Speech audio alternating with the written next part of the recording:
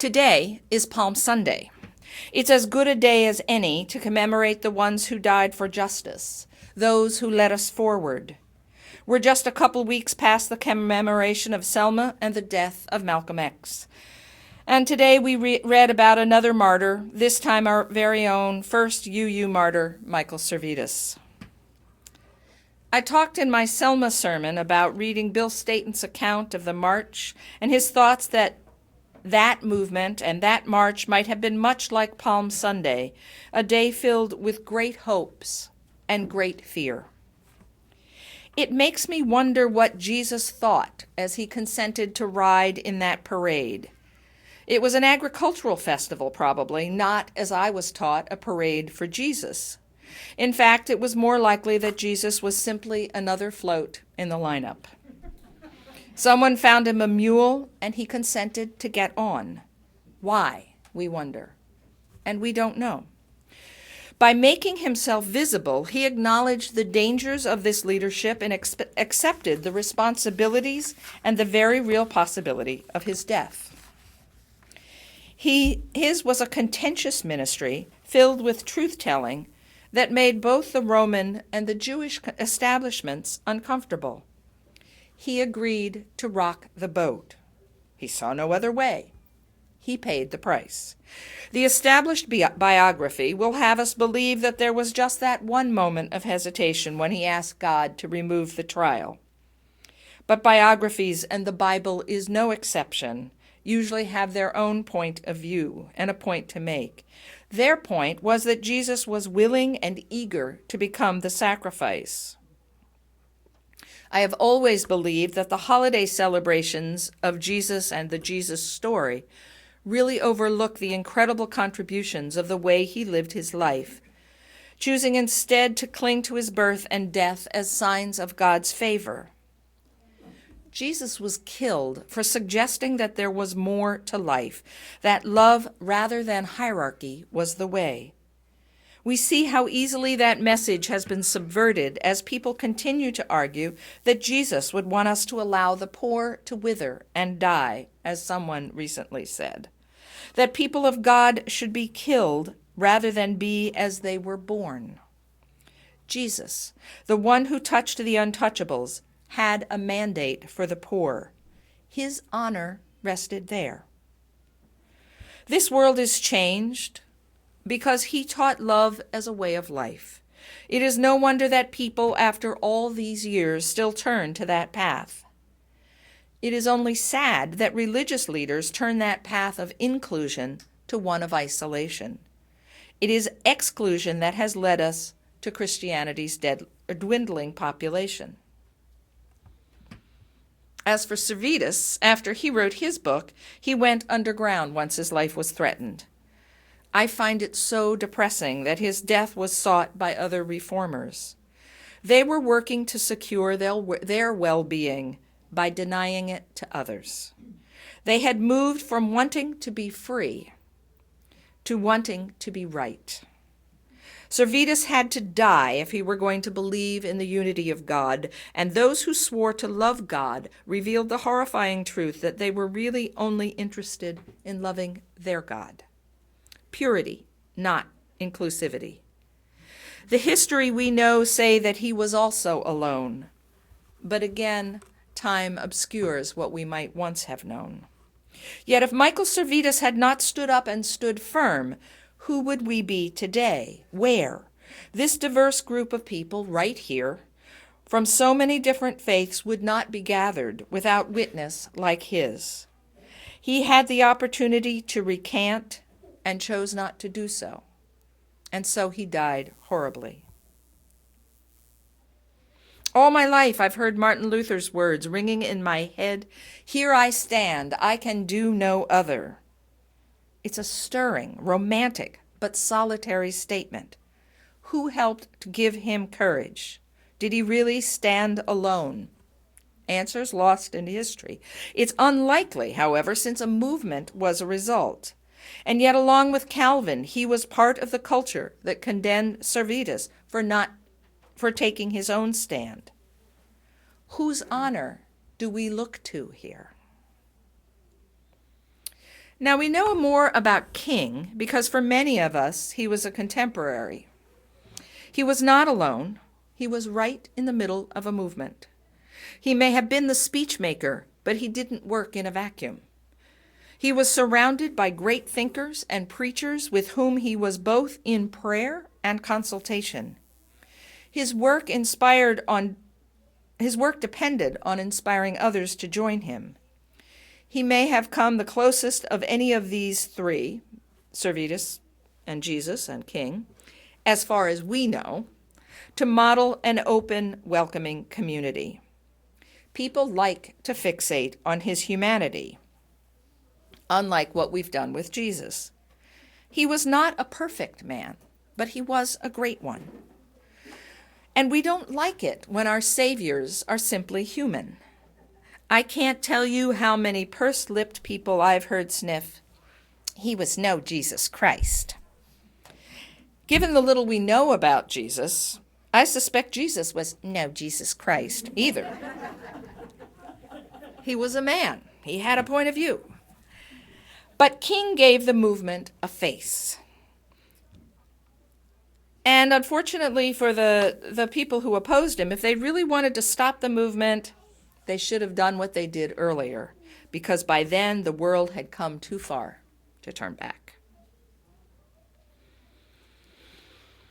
I've been burrowed in for this last month of winter. In fact, without my having noticed a pattern, I've suddenly realized that for the past 4 winters, I've spent hours consumed by one fantasy trilogy or another, reading about someone on a quest. Winter, it is the time of story, you know. I always thought in these sagas that it was the quest that fascinated me. I sometimes suspected that the guilds were what drew me. Yet both are probably only part of my interest. For as I paced through yet another journey, it really seems to be more about the values the heroines and heroes establish and the relationships they build.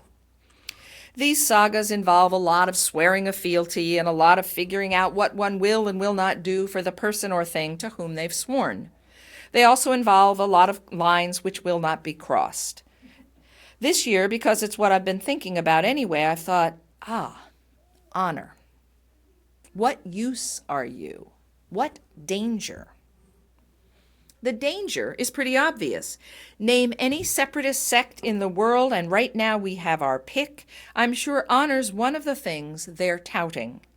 Whether you're talking purifying religious sects or branding fraternities, they can easily contort and poison the notion of honor. So does honor then not have any value? Has what it means changed? For years, my understanding of honor was a willingness to die for something. How's that saying go? If you haven't found anything worth dying for, you haven't found anything worth living for.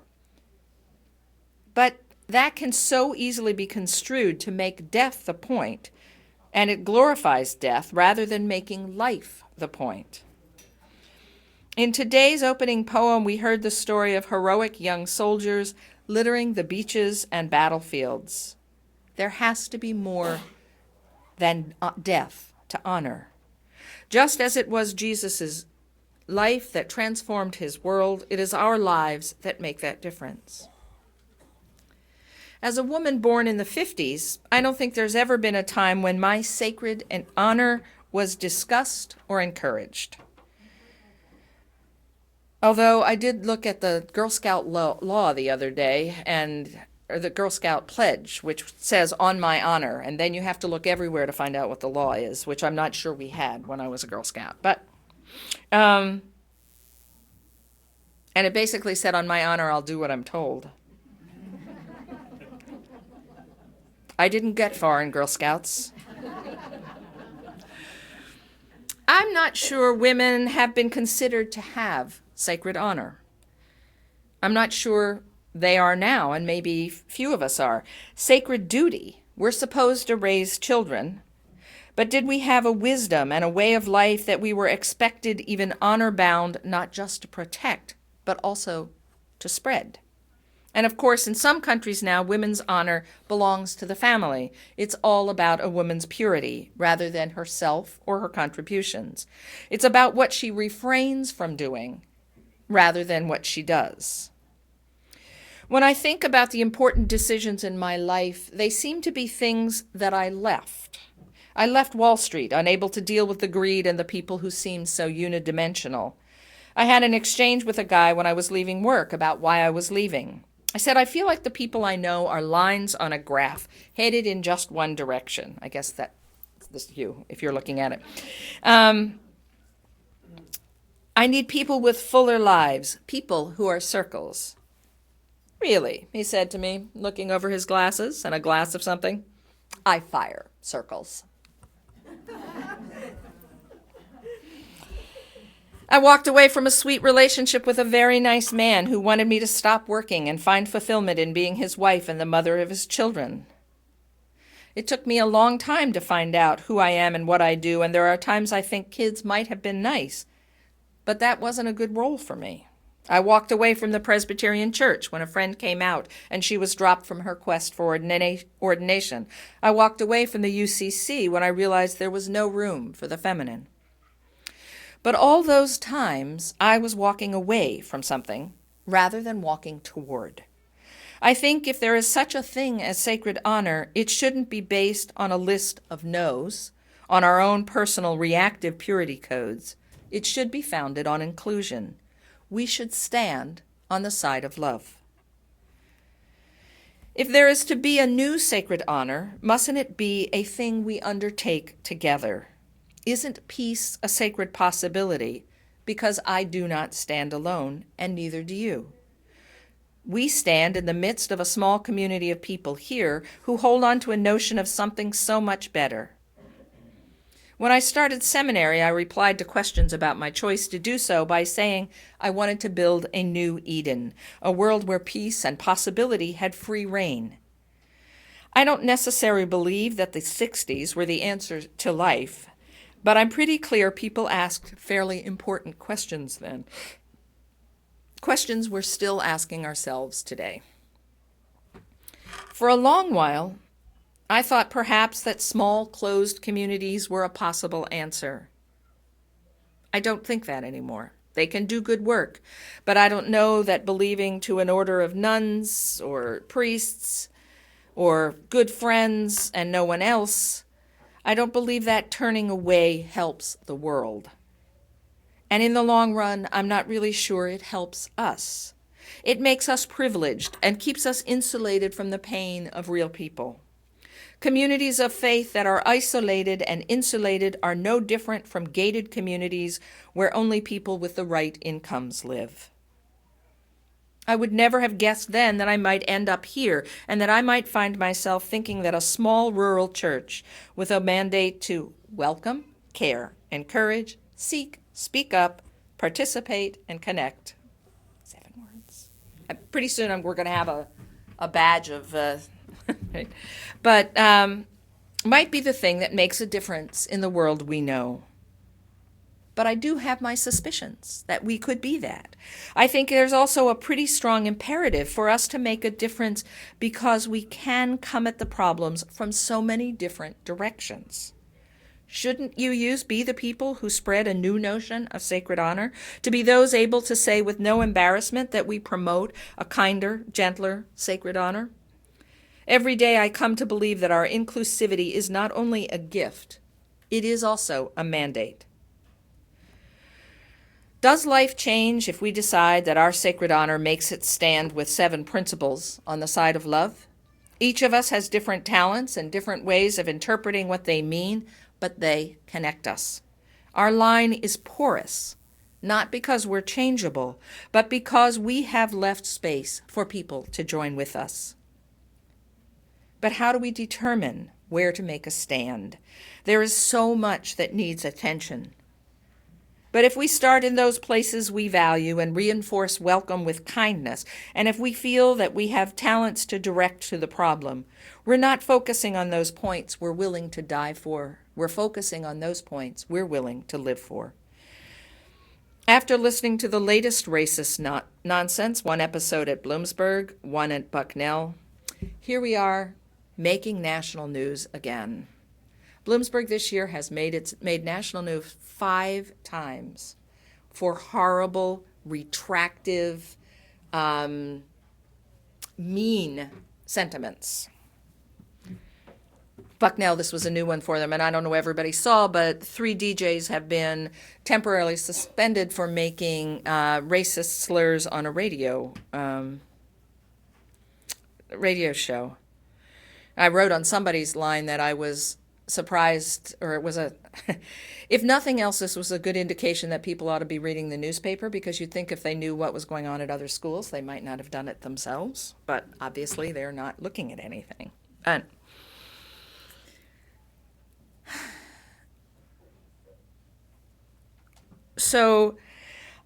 But after looking at this, I found myself thinking maybe it's not kind we need to be, but considerate.